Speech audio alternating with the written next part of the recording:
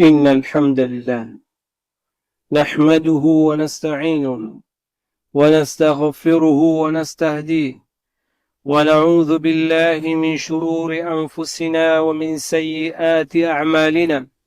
من يهده الله فلا مضل له ومن يضلل فلا هادي له، وأشهد أن لا إله إلا الله وحده لا شريك له، وأشهد أن محمدا عبده ورسوله صلى الله عليه وعلى آله وأصحابه. يا أيها الذين آمنوا اتقوا الله حق تقاته ولا تموتن إلا وأنتم مسلمون. يا أيها الناس اتقوا ربكم الذي خلقكم من نفس واحدة وخلق منها زوجها وبث منهما رجالا كثيرا ونساء، واتقوا الله الذي تساءلون به والأرحام إن الله كان عليكم رقيبا. يا أيها الذين آمنوا اتقوا الله وقولوا قولا سديدا يصلح لكم أعمالكم ويغفر لكم ذنوبكم، ومن يطع الله ورسوله فقد فاز فوزا عظيما. أما بعد، فيا عباد الله، أوصيكم وأوصي نفسي بتقوى الله تعالى، فإنها وصية الله للأولين والآخرين. قال الله تعالى: ولقد وصينا الذين أوتوا الكتاب من قبلكم وإياكم أن اتقوا الله. فاتقوا الله يا عباد الله لعلكم تفوزون في الدارين. Ndugu zangu Waislamu, Mwenyezi Mungu ametujalia kwa neema zake, ametuwezesha kufikia mwisho wa mwezi wa Dhulqaada, ambao ni mmoja katika miezi mitukufu katika ashhurul hurum, tukiwa bado siku 2-3 kuingia mwezi wa Dhulhijja, ambao ni katika ashhurul hurum. Na Mwenyezi Mungu Subhanahu wa Ta'ala yuwachagua atakacho na yuwafadhilisha kile kitu ambacho anachokiona mwenyewe. Allah Subhanahu wa Ta'ala amewafadhilisha katika Mtume Muhammadin sallallahu alaihi wasallam, akafadhilisha katika siku hizi za Dhulhijja. Wa rabbuka yakhluqu ma yasha'u wa yakhtar, Mwenyezi Mungu Subhanahu wa Ta'ala yuumba atakalo na yuwachagua masiku ayatakayo Allah Subhanahu wa Ta'ala. Mwenyezi Mungu Subhanahu wa Ta'ala akayafadhilisha masiku haya 10 la mwanzo katika 10 la Dhulhijja, na huku kubadilika masiku na mchana, ndugu zangu Waislamu, kumalizika miezi na kumalizika miaka, haya ni mambo yenye kumfanya Muislamu aweke mazingatio katika kupatiliza muda, katika kupatiliza fursa, katika kupatiliza misimu haya ya kheri. Ndugu zangu Waislamu, misimu ya kheri, nafahat, na siku ambazo zinateremka rahamat na maghfira, siku ambazo ni ayyam fadila, ni muhimu kwa Muislamu kufanya ightinam, kuzipatiliza siku kama hizi, kama Mtume sallallahu alayhi wasallam alipotuambia, ightanim 5 qabla 5, patilizeni mambo 5 kabla 5. Shababika qabla haramik, patiliza ujana wako kabla hujafikia uzee. Kiwa katika ujana ni wakati una nguvu na nishati ya kufanya ibada, patiliza ujana wako uutumie katika mambo ya kheri kabla hujafikia kwamba wewe ni dhaif, hauwezi, hauna nguvu, umedhoofika, umekuwa mzee, hauwezi kuyafanya mambo mengine ya kheri. Ukiwa una ujana wako una uchangamfu katika ibada, ightanim, patiliza. Shababika qabla haramik, wa sihhatika qabla saqamik, na siha yako kabla hujakuwa wewe ni mgonjwa, kabla hujafikiwa na maradhi ambayo yatakudhoofisha wewe, hauwezi kutekeleza majukumu yako katika ibada. Patiliza wakati wewe una siha, wakati wewe una afya nzuri, itumie vizuri katika kutekeleza maamrisho ya Allah subhanahu wa ta'ala. Kabla wewe hujafikia, hauwezi kusali sawasawa, hauwezi kufunga sawasawa, ukifunga fardh sunna hauwezi. Basi kabla hujafikia wakati huo, patiliza siha yako kabla wewe haujakuwa mgonjwa. Wa ghinaka qabla faqrik, patiliza ndugu yangu Muislam, ukiwa wewe una nafasi, Mwenyezi Mungu amekujalia katika mali, yatoe katika milango ya kheri kabla wewe haujakuja ukafukarika ukakosa katika mali ya Mwenyezi Mungu alikujalia. Ukiwa wewe Allah amekufungulia, patiliza kujenga misikiti, kusaidia mambo ya kheri, kila sadaqat na mambo ya khairat. Patiliza khinak kabla wewe hujafikia kukosa. Wa faraghika kabla shughlik, na patiliza wakati wewe una faragha, una muda, kabla wewe haujakuja shughulika, haujakuja kwamba wewe hauna wakati. Wa hayatika kabla mautik, na patiliza ukiwa wewe una uhai kabla hujakuja kufa. Ukiwa wewe waondoka katika ulimwengu, usiondoke katika ulimwengu ukiwa wewe wajutia. Usiondoke katika ulimwengu ukiwa wewe unatamani kubakishwa muda mchache ufanye mambo ya kheri. Usiwe kama wale ambao wanatamani wapewe muda mchache wayafanye mambo ya kheri. Ayyam fadila, siku tukufu, siku nzuri, siku bora zinatujia, tuzipatilize maadamu tunazo fursa kama hizo. Ndugu zangu Waislamu, ibadallah, Allah subhanahu wa ta'ala ameziapia siku kama hizi aliposema walfajri wa layalin ashri, ameapa na wakati wa alfajiri na akaapa na masiku kumi. Siku kumi hizi ziliokusudiwa katika aya kama hii ni al-ashru min Dhulhijja, ni siku kumi katika siku za Dhulhijja. Allah subhanahu wa ta'ala akiapia jambo ni kwamba lina utukufu na lina ubora. Kwa hivyo Allah subhanahu wa ta'ala akiapia, kama salafuna salih walmutafsiri, siku hizi kumi ni siku za Dhulhijja, ayyamul ashr, ni kumaanisha siku hizi zina ubora mkubwa. Ndugu zangu Waislamu, na ndizo ambazo zinapatikaniwa ibada nyingi kwa ujumla, ikiwepo ibada ya nguzo ya tano ya haj inapatikaniwa katika masiku kumi haya. Ndio Allah subhanahu wa ta'ala aliposema alhajju ashhurun ma'lumat, ni miezi kama haya bado ni katika ashhurul hajj, siku kumi za Dhulhijja. Na Allah subhanahu wa ta'ala aliposema liyashhadu manafi'a lahum wa yadhkuru isma Allahi fi ayamin ma'lumat, na ili wao washuhudie manufaa yao na wamtaje Allah subhanahu wa ta'ala katika siku ma'lum. Ayamu ma'lumat, wanavyoni maulama wametafsiri ni hizi siku kumi katika Dhulhijja, ndio ayamu ma'lumat. Ndio Allah ametuhimiza kumtaja sana na kumdhukuru kwa wingi. Ndugu zangu Waislamu, ala ma razaqahum min bahimatil an'am, kwa yale Mwenyezi Mungu aliweza sisi akaturuzuku katika wanyama ambao tunawachinja katika siku ya Eid. Haya yote ni fadhila za Allah subhanahu wa ta'ala.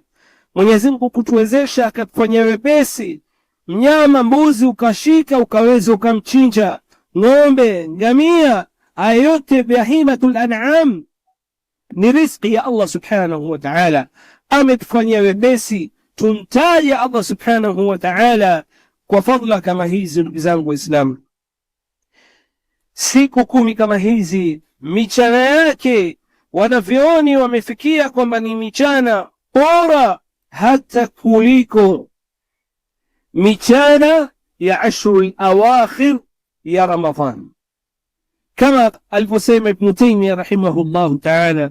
Na tutosheke na maneno ya Mtume sallallahu alayhi wasallam aliposema, ma min ayamin al'amalu as-salih fihinna ahabbu ila Allah min hadhihi al-ayyam al-ashr, hakuna amal ambayo mtu ataifanya ni njema yapendeza kwa Allah subhanahu wa ta'ala kuliko amal mtu ataifanya katika masiku 10 kama haya.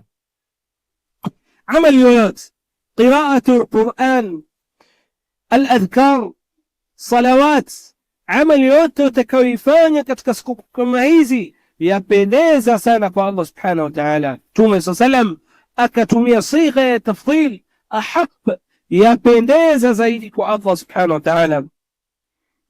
Sahaba ridwanullahi alayhim wakamuuliza Mtume sallam kwa sababu ya kuelewa makana na cheo cha jihadu fi sabilillah, faqalu ya Rasulullah wala aljihadu fi sabilillah, qal wala aljihadu fi sabilillah, hata jihad haiwezi kafikia ajr na thawab na ubora wa amal mtu atakazozifanya katika 10 kama hili ambalo ni 10 la mwanzo katika mwezi wa Dhulhijja, illa rajulun kharaja binafsihi wa malihi wa lam yarji' min dhalika bishay, illa mtu aliotoka na nafsi yake na mali asirudi na kitu. Na katika riwaya nyingine iliyopokelewa na Baihaqi na Imam Darimi, ma min amalin azka inda Allahi azza wa jalla, hakuna amal ambayo itakuwa ni safi zaidi, imetakasika zaidi, imekuwa na ubora zaidi, wala a'zamu ajran, wala amal ambayo itakuwa na malipo makubwa, min khairin ya'maluhu fil ashri al-adha, kama mtu kufanya katika siku 10 kama hizi. Qila wala aljihadu fi sabilillah, qal wala aljihadu fi sabilillah illa rajulun kharaja binafsihi falam yarji' min dhalika bishay. Kwa hivyo Mtume sallam akasema hata jihad haitofikia ubora wa siku 10 kama hizi, kwa sababu 10 kama hili limekusanya mambo makubwa na siku tukufu. Mojawapo ni yaumu Arafa. Yaumu Arafa ni siku kubwa, ni mchana wa kipekee katika mwaka ambao Allah subhanahu wa ta'ala anashuka katika wingu wa dunia. Allah subhanahu wa ta'ala kama katika hadith imekuja anashuka katika samai dunia akiwa jisifu mbele ya malaika kuonesha waja wake ambao waliokuja shu'athan akhbar, waliokuja wakiwa katika haj, nyele zao ziko rafu na wamejaa vumbi kwa ajili ya kuja kutafuta msamaha wa Allah subhanahu wa ta'ala. Na akisamehe, ndio siku ya Arafa, ni siku akthar, ni siku ambayo watu watakaoachiwa na moto wingi zaidi, kama Mtume sallallahu alaihi wasallam. Pia siku 10 hizi kuna yaumun nahr ambao ni 10 katika Dhulhijja, ni kilele wa masiku haya ubora wake. Qala Ibn Rajab وقد دل هذا الحديث على أن العمل في أيام العشر أحب إلى الله من العمل في أيام الدنيا من غير استثناء. عمل hadithi inaonyesha ya kwamba mtu kufanya amal katika masiku 10 haya ni bora kwa Allah subhanahu wa ta'ala kuliko masiku mengine yote 10, kuliko siku zozote za dunia, bila ya kutofautisha siku yote. Na ndio salafuna salih wema katika sahaba tabi'in walikuwa wakijitahidi na wakijipinda kwa kufanya ibada ridwanullahi alayhim. Sa'id ibn Jubair katika tabi'in wanasema salaf idha dakhala al-ashr اجتهد اجتهادا حتى hatta ma yakadu yuqdara alayhi. Alikuwa Said ibn Jubair akijitahidi na kijipinda katika ibada, bidii ambayo hakuna mtu anamweza. Hii ni bidii kuonesha utofauti wa siku 10 hizi zinazotujia katika wiki itakayokuja, bidii waliokuwa wakifanya wema hao waliotangulia. Ibadallah, na Mwenyezi Mungu Subhanahu wa Ta'ala katika fadlihi, katika karamihi ametujalia ibada ziko sampuli nyingi tanawu, na hii ni kwamba Muislamu aangalie ibada gani ambazo atakuwa mwepesi nazo ili akazane nazo aweze kuzipatiliza kuingia nazo janna. Katika ibada ambazo ni muhimu Muislamu kuzifanya katika siku hizi kama hizi ni kukithirisha dhikrullah, kukithirisha kumtaja Allah Subhanahu wa Ta'ala. Allah alipotuambia wayadhkuru isma Allahi fi ayamin ma'lumat, na umtaje Allah katika siku ma'lumat. Qala Ibn Abbas ayamu ma'lumat ayamu 10 Dhulhijja, hizi ni siku 10 za Dhulhijja. Kwa hivyo ni siku ufanye wingi kumtaja Allah Subhanahu wa Ta'ala katika tasbih, katika tahmid, katika takbir, hasa kuzidisha takbir kama walivyokuwa salafu ridwanullahi alayhim, kwa sababu ni siku amal ambazo zitakazokuwa bora. Na katika riwaya iliyopokelewa na Imam Ahmad aliposema ma min ayamin a'dhamu 'inda Allahi wala ahabbu ilayhi min al-'amal fihinna min hadhihi al-'ashr, kisha akasema فأكثروا فيهن من التهليل والتكبير والتحميد. كثر شاني كلتا تهليل كسما لا إله إلا الله، كثر شاني تكبير كسما الله أكبر، والتحميد كثريشكم حميدي الله وكسما الحمد لله. هزني أذكار أمازم إسلام أزلتي. قال النووي رحمه الله تعالى يستحق الإكثار من الأذكار في هذه العشر زيادة على غيرها. ni muhimu kukithirisha adhkar, kuzidisha zaidi ya siku nyingine, hasa siku ya Arafa uzidisha zaidi kumtaja Allah Subhanahu wa Ta'ala. Na katika dhikri bora ni kusoma pia Qur'an. Qur'an ni katika dhikri bora na katika adhkar zilizokuja mustahabba fi hadhihi al-ayyam al-ikthar min at-takbir, kukithirisha kumtaja Allah Subhanahu wa Ta'ala kwa kupiga takbir, Allahu akbar, Allahu akbar, la ilaha illa Allah, Allahu akbar, Allahu akbar, lillahi alhamd. التكبير kuna mutlaq wa muqayyad, takbir ambayo nimeachiliwa moja kwa moja, basi inaanza kutoka siku 10 hizi ikiingia wakati wote, kila pahali wewe ukimtaja Allah Subhanahu wa Ta'ala na ukabir kwa neno la Allah Subhanahu wa Ta'ala ulete takbir. Ama takbir muqayyad, takbir ambayo inaletwa baada ya salawat, kutoka asubuhi alfajiri ya siku ya Arafa, ukimaliza sala umkabir Allah Subhanahu wa Ta'ala mpaka asri ya siku ya 3 katika ayamu tashriq.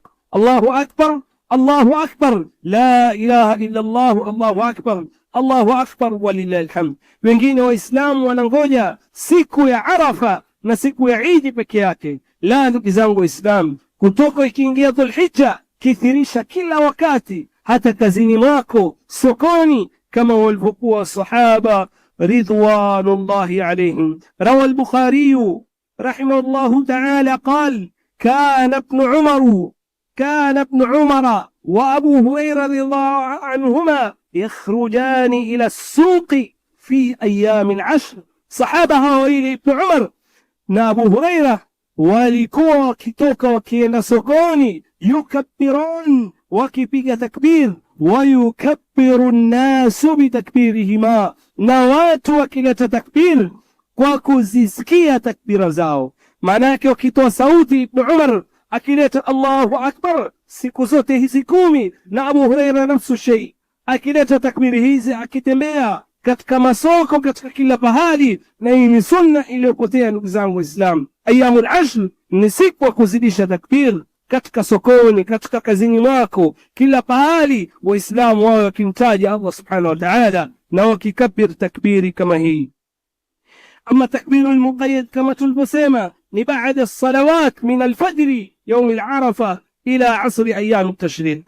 Thaniyan, katika a'mal ambazo zenye kupendekezwa ndugu zangu Waislamu, siyam ni kufunga zile siku utakazoziweza katika siku 10 hizi, katika siku 9. Siku ya 10 siku ya Eid haifai kufunga, lakini siku 9 ukithirishe kufunga vile utakavyoweza.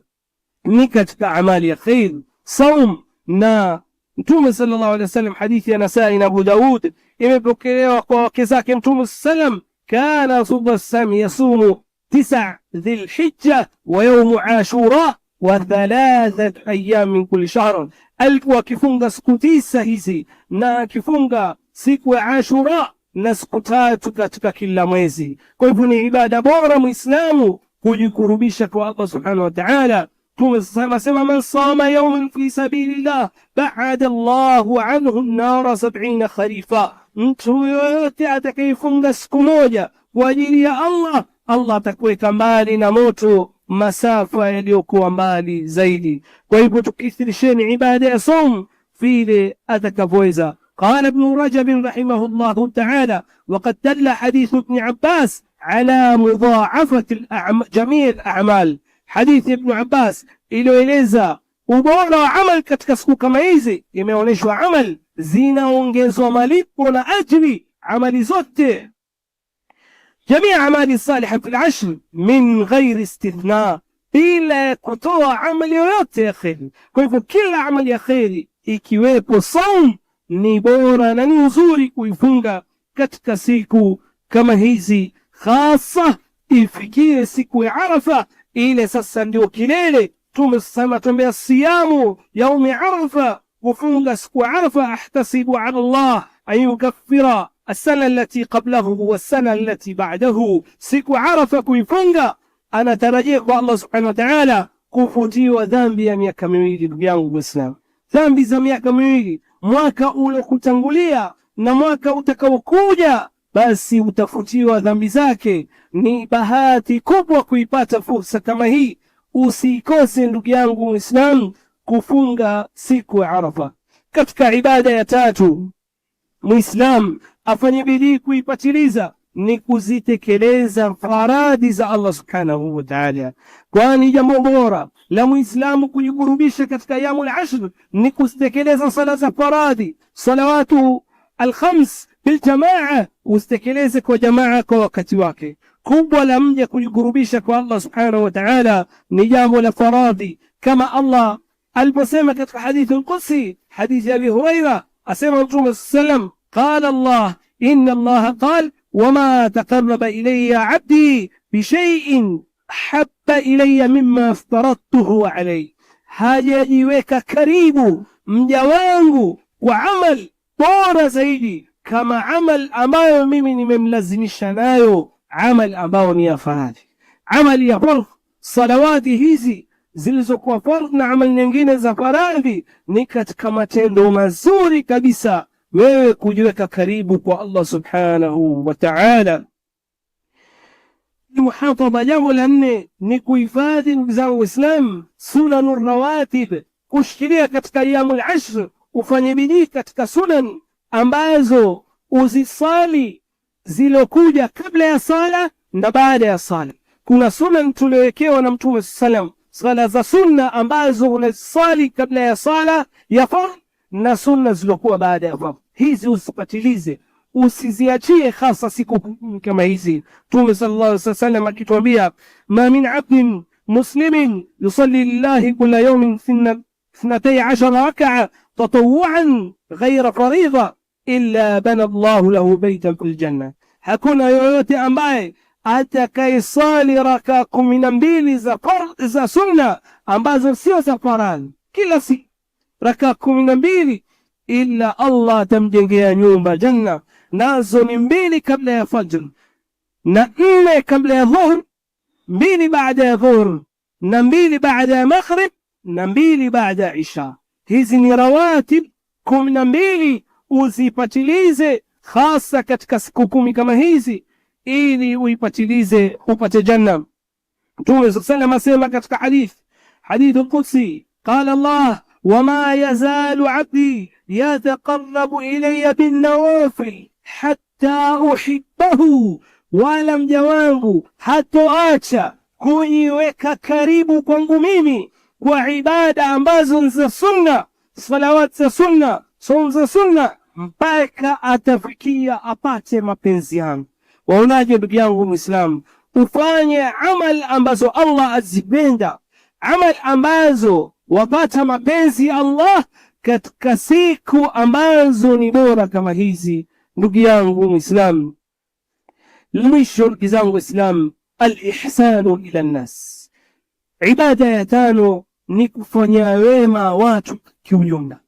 Ndugu zangu Waislamu, katika amal ambazo zenye ajri na thawabu kubwa ni amal ambazo manafi yake mutaaddia, yanamfikia mtu mwingine, kama wewe kuwafanya wema wazazi wako wawili, kama ihsanu ila aljiran, kuwafanya wema jirani zako na kuangalia jamaa zako. Hizi ni amal, ama kuwasaidia wasiojiweza, hizi ni amal ambazo manufaa yake yanamfikia mwingine. Haya yote ni katika matendo mazuri, na wakati wote Muislamu utakaposimama na haja za ndugu zako Waislamu, na Allah atasimama na wewe katika hawaij na katika shida zako. Wallahu fi auni al-abdi ma kana al-abdu fi auni akhi. Haya maneno ya Mtume sallallahu alayhi wasallam hayaanguki. Wakati wote utakapokuwa wewe ni msaada, uko katika njia ya kuwasaidia ndugu zako, jamaa zako, familia yako, kila Muislamu mwenye shida, Allah atasimama katika kusaidia wewe. Ibadallah, aqulu ma tasma'un wa astaghfirullah li wa lakum wa li sa'iril mu'minina wal mu'minat fastaghfiruhu innahu huwal ghafurur rahim wa huwal barrul karim.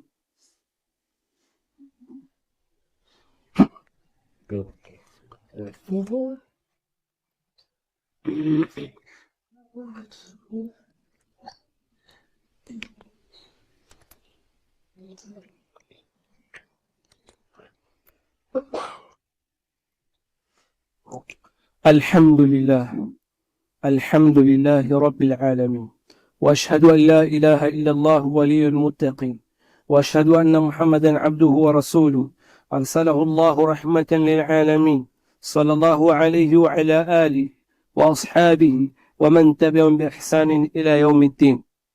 Ndugu zangu Waislamu, hizi ni siku bora na siku za kheri na siku Muislamu kila matendo mazuri kama tulivyoeleza asiyaache, awe ni mwenye kufanya bidii kuyapatiliza na kuyafanya kila yale ambayo utakayokuwa katika uwezo wako. Na katika matendo mazuri ambayo tunayafanya na tunatakiwa tuyafanye ni kuchinja siku ya Eid al-Adha. Kila yule ambaye anaiweza, Muislamu anatakiwa afanye bidii kuchinja siku ya Eid al-Adha kwa uwezo wako. Kiwa waweza kuchinja mbuzi, waweza kuchinja ng'ombe, waweza kuchinja ngamia, kiasi cha uwezo wako. Lakini ukumbusho, ndugu zangu Waislamu, yamekuja mafunzo ya Mtume sallam, ubora ni kwamba ikiingia mwezi wa Dhulhijja, ukiwa wewe una nia ya kuchinja, wataka kuchinja katika siku ya Eid al-Adha, ufanye bidii. Ikiingia tu Dhulhijja, usinyoe tena nywele zako, usinyoe nywele zako, usubiri mpaka baada ya kutekeleza kuchinja, basi ndio hapo sasa utekeleze, uende ukanyoe nywele zako. Imepokewa na Imamu Muslim hadithi katika sahihi yake ya Ummi Salama radhiallahu anha, asema anna Nabii sallallahu alayhi wasallam qala idha raaytum hilala dhilhijja, utakapokuja umeonekana mwezi wa Dhulhijja, wa arada ahadukum an yudhhiya, ikiwa mmoja wenu ataka kuchinja, ana nia ya kufanya kichinjo katika siku ya Eid al-Adha, basi falyumsik an sha'rihi wa adhfarihi, basi azuie nywele zake na kucha zake, asikate kucha zake wala nywele zake mpaka baada ya kutekeleza kichinjo hicho.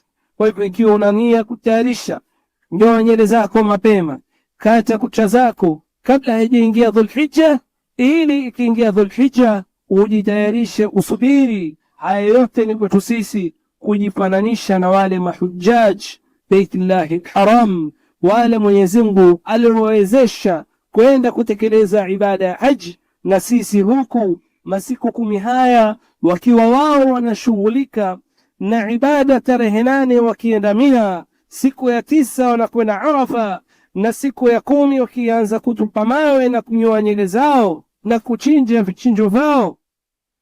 Basi kwetu sisi katika masiku 10 haya tunajishughulisha na ibada tofauti tofauti, hasa siku ya Arafa sisi tunakuwa katika saum. Ama mtu aliyekuwa katika haji hatekelezi ibada ya saum, yeye hafungi, lakini sisi tunakuwa ni wenye kufunga.